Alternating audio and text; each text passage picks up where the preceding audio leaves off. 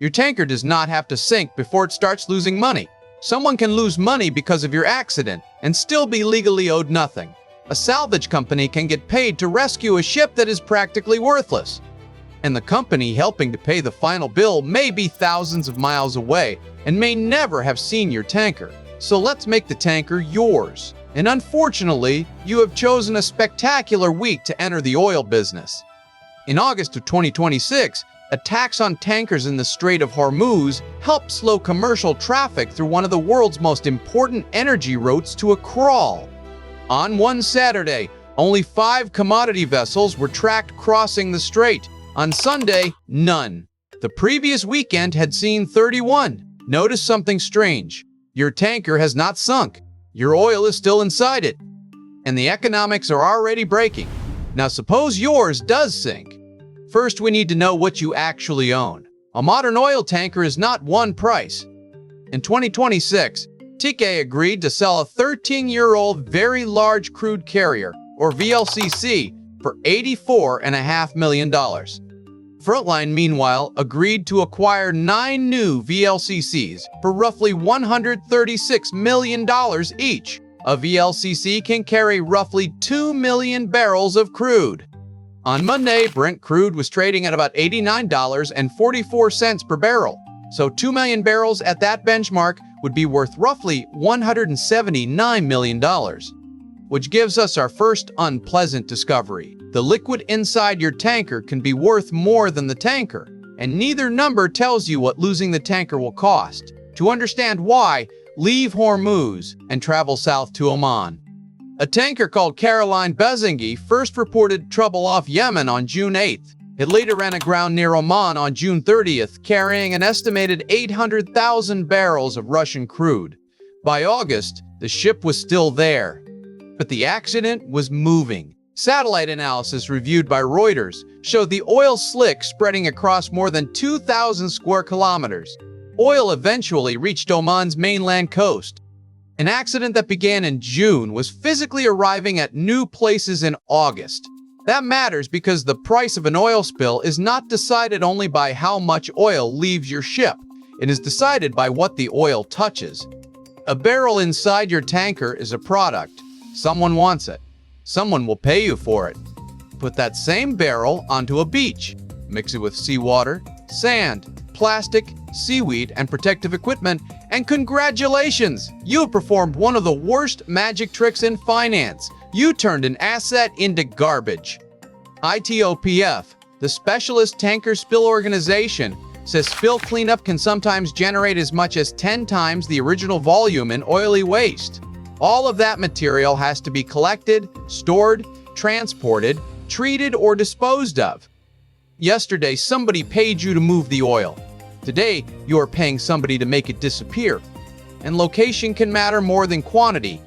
In Rotterdam in 2018, the tanker Bojubel spilled about 217 tons of heavy fuel oil while berthing.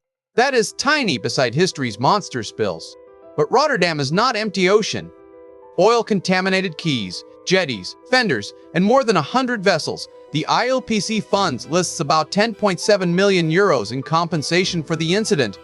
A relatively small spill in an expensive place can develop very expensive hobbies.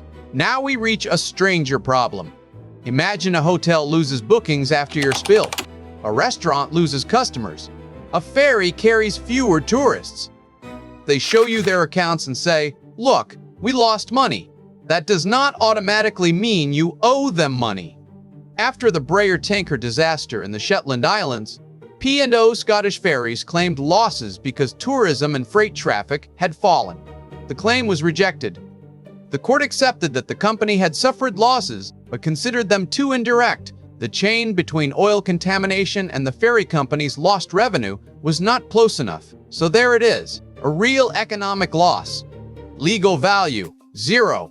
Personally, I think this is one of the strangest parts of disaster economics. Money does not become compensable merely because everyone agrees it vanished. You still have to prove why it vanished. And the Braer case gets weirder. After the same accident, money spent protecting the reputation of Shetland salmon could qualify as a preventive measure, provided the campaign met certain conditions and was reasonable.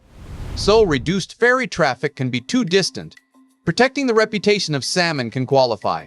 Welcome to maritime liability. Please leave your common sense with reception. To understand this, stop thinking of your tanker as one object. Legally, it starts splitting into pieces. There is the ship. There is the cargo. There are the people and businesses you may have harmed. There is the wreck. There is the pollution. There are contracts connecting all of them. In 1969, countries adopted the Civil Liability Convention to create a clearer system for compensating oil pollution damage from tankers.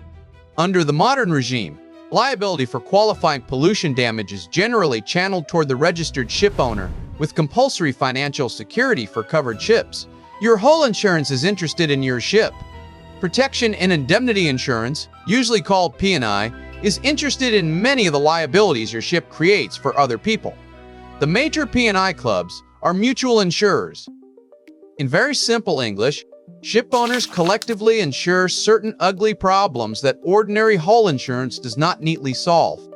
Pollution, wreck removal, injuries, and other third-party liabilities live in this world. The 12 clubs in the international group currently provide liability cover for about 87% of global ocean-going tonnage. Think of hull insurance as, "My ship is broken." P&I begins when the sentence becomes, "My ship broke everybody else's Tuesday." Then there is general average. The name sounds like a school report. It is much older and much stranger. If an extraordinary sacrifice or expense is reasonably made to save the ship, cargo, and other property from a common danger, the surviving interests can be required to contribute according to their values. So imagine your customer's oil survives because you paid for emergency towing. Excellent news! The oil survived. Now your customer may receive a bill for helping to save it. Shipping is one of the few businesses where successfully receiving your property can come with an invoice explaining why receiving your property was so expensive, but we still have not paid the people racing toward the wreck. Traditional salvage is famous for the idea of no cure, no pay. If the salver saves valuable property, there is value from which a salvage reward can be calculated. Easy enough, until your tanker is effectively a floating corpse. The ship may be worth almost nothing, yet keeping it from breaking apart could prevent an enormous pollution loss. So why would a salvage company send specialist crews, tugs, and equipment into danger when the thing being saved has little value? That problem helped produce Scopic, a special compensation system used with Lloyd's salvage arrangements. Instead of relying entirely on the value successfully saved, Scopic uses agreed tariffs for people and equipment and adds a fixed 25% uplift. In other words, the rescue can still have economic value even when the rescued object barely does, and this is not an antique rule in a dusty book. Back in Oman, Ambri said the response to Caroline Bezengi involved specialist vessels, aircraft, experts, and around 100 metric tons of equipment. The ship is damaged. The cargo is leaking. An entire temporary industry appears around it. Salvers, spill contractors, surveyors, lawyers, insurers, claim specialists. Your catastrophe has become somebody else's purchase order. Now follow the bill one step farther. Suppose your P&I club takes a major liability. Even the club may not keep the whole thing. The international group shares large claims between its member clubs and buys reinsurance above them. For the current policy year, its commercial and captive reinsurance structure provides layers reaching as high as $2.25 billion. Reinsurance is insurance for insurers. Because apparently even insurance occasionally looks at a bill and says, "I would like an adult." Then the chain can leave the insurance industry entirely. The 1992 International Oil Pollution Compensation Fund is financed by companies and other entities that receive more than 150,000 tons of qualifying crude or heavy fuel oil in participating countries during a year. Think about what that means. Your tanker has an accident near one country. A qualifying oil receiver somewhere else contributes money into an international system. That company did not own your ship. It did not captain your ship. Its executives may never have seen your ship, yet part of the financial architecture behind compensation can ultimately be funded by companies simply because they participate in the same global oil trade. That is how a local accident learns to travel through balance sheets. And just when this system begins to look beautifully engineered, Caroline Bezingi gives us the uncomfortable exception. The ship is part of Russia's so-called shadow fleet. Reuters reported that vessels in this trade can lack Western insurance cover, and Caroline Bezingi itself was under multiple international sanctions. The cause of the blast that damaged it remained unclear. That uncertainty matters.